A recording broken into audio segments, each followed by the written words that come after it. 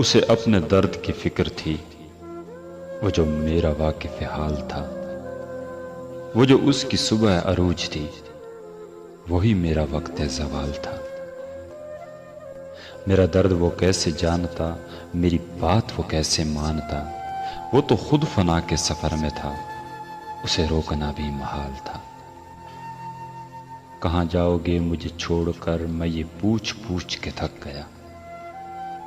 वो जवाब मुझको न दे सका, वो तो खुद सरापै सवाल था। वो मिला तो सदियों बाद भी मेरे लब पे कोई गिला न था। वो मिला तो सदियों बाद भी मेरे लब पे कोई गिला न था। उसे मेरी चुप ने रुला दिया, जिसे गुफ्तगू में कमाल था।